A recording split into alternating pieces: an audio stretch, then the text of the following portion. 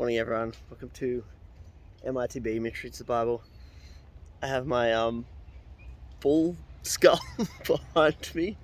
It's kind of there on purpose for illustrative purposes, but it's not mine. I didn't buy it or discover it. It was just left here at our house. And when I first saw it, it's got these massive horns. I don't know if you can see them. Well, you can kind of see them as they come around, maybe over here. There you are. Yeah. It's got these massive horns, and when we first turned up, it was up this really this dead kind of tree that was splintered. So you have this, this bull skull with these massive horns up this dead tree, and it was really creepy. Made me feel uneasy. But I've grown to kind of like it, which is interesting. Anyway, let me read you this story, and maybe its kind of presence will make a little more sense. With many such parables, he spoke to the word to them as they were able to hear it. This is Mark 4, verse 35 is the story we'll look at today. He didn't speak to them except in parables, but he explained everything in private to his disciples. Now here's the story. On that day, when evening had come, he said to them, "Let's go across to the other side." And leaving the crowd behind, they took him with them in a boat, just as he was. Other boats were with him. A great storm arose, and the waves beat onto the boat, so the boat that was already being swamped. But he was in the stern, asleep on a cushion. And they woke him up, and they said to him, "Teacher, do you not care? We are perishing." He woke up and he rebuked the wind, and he said to the sea, "Peace, be still." Then the wind ceased, and there was dead calm. He said to them, "Why are you so afraid? Have you still no faith?" And they were filled with great awe, and they said to one another, "Who then is this, that even the wind and the sea obey him?"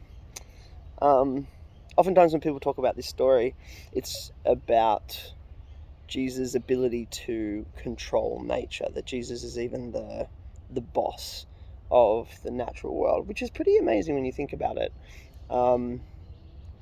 I cannot think of something more powerful than the sea. Have you seen those videos of the huge ships?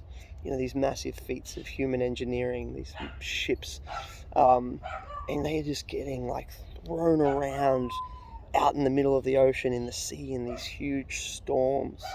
They look like little toy boats, in a bath, but thrown around by the power of the sea. So, Jesus is no small feat for Jesus to calm the sea and show that he has power even over the power, the unrivaled and unmatched power of the sea. But there's something more going on here as well. For the ancient people, the sea symbolizes chaos. It is the home of the kind of great evil monsters. In the book of Revelation, you see the great dragon coming out of the sea to make war on God's people. The sea was unpredictable, and it was seen as the source of chaos and disorder and evil. So when Jesus calms the sea,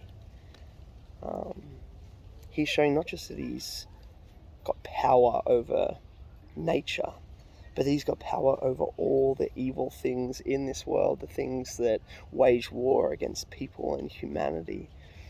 So to put your trust in Jesus is to learn that there is no power that you need to fear, because every power is underneath him and is controlled by him, which is an incredibly liberating thing. So you don't need to be afraid of the skull or anything like that, but put your hope and trust in the Lord, because he is an unmatched power, and all those powers are like little tiny boats on the sea compared to the ocean of his love and grace and goodness and power.